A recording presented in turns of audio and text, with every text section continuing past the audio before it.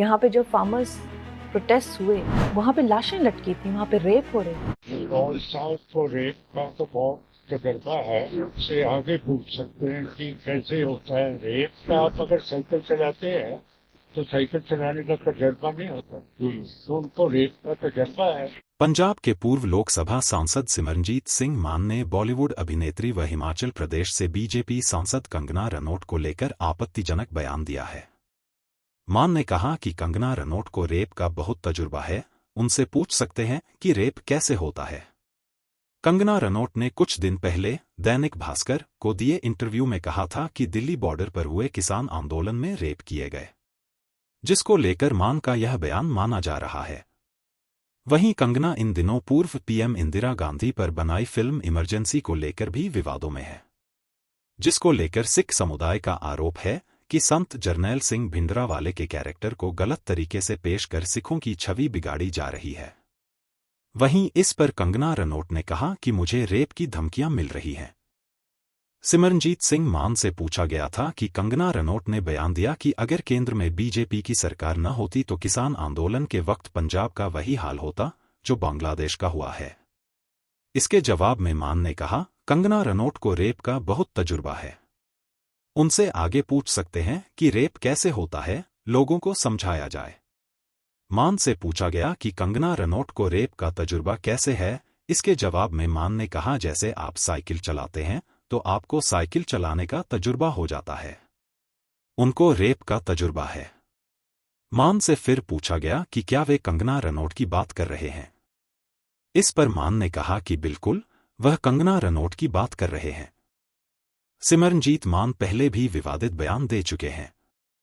2 साल पहले करनाल में उन्होंने शहीद भगत सिंह को आतंकवादी कहा था। मान ने कहा था कि सरदार भगत सिंह ने एक अंग्रेज नौजवान, एक अफसर और एक अमृतधारी सिख कांस्टेबल को मार दिया था, नेशनल असेंबली में बम फेंक दिया था। भगत सिंह आतंकवादी है या भगत है, यह बता दीजिए। बेगुनाह आदमियों को मारना और पार्लियामेंट में बम फेंक देना शराफत की बात है। कुछ भी हो, लेकिन भगत सिंह आतंकवादी तो है। सिमरनजीत मान ने 2022 में संगरूर सीट से उपचुनाव जीता था। तब उन्हें पंजाबी सिंगर सिद्धू मूसेवाला की हत्या के बाद पंजाब की आप सरकार की नाराजगी की वजह से उनके हक में वोटिंग से जीत मिली थी। 2024 में भी वे उम्मीदवार थे, लेकिन चुनाव हार गए। मान के भगत सिंह को आतंकी कहे जाने के बाद सियासी बवाल मचा था। विपक्षी दलों ने आरोप लगाए थे कि उनके नाना अरूण सिंह ने अमृतसर के जलियांवाला बाग में लोगों पर गोलियां चलाने वाले जनरल डायर को सिरोपा देकर सम्मानित किया था। इसके जवाब में मान ने कहा था कि अगर उनके नाना जनरल डायर का गुस्सा शांत न करते तो वह हरमिंदर साहिब पर बम फेंक देता, जो सिखों के लिए बड़ी बात होती। मान ने कहा था कि उस वक्त के खालसा कॉलेज के अंग्रेज प्रिंसिपल ने मेरे नाना को कहा था कि जनरल डायर जलियांवाला बाग पर बम फेंकने वाले हैं। उस वक्त बम इतने परफेक्ट नहीं होते थे कि जहां निशाना लगाओ वहीं गिरे।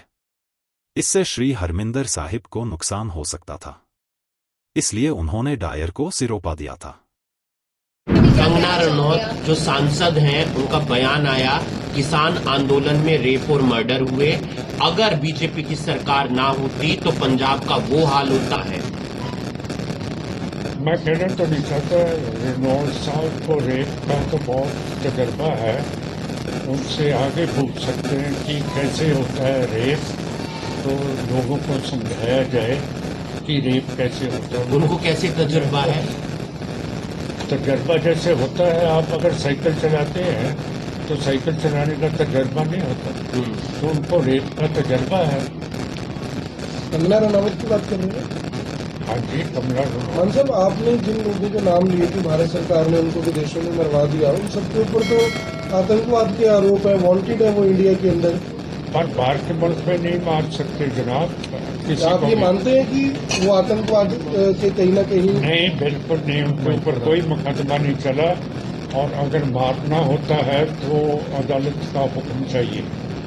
हुक्म के बगैर आप कम गिनती को नहीं मार सकते। ना आदिवासियों को कह के कि ये नक्सलाइट है, इनको मार दो, ये ऐसा कानून नहीं है। मुसलमान को आतंकवादी बोल दो, उनको मार दो, ये कोई कानून नहीं है, कानून के खिलाफ है।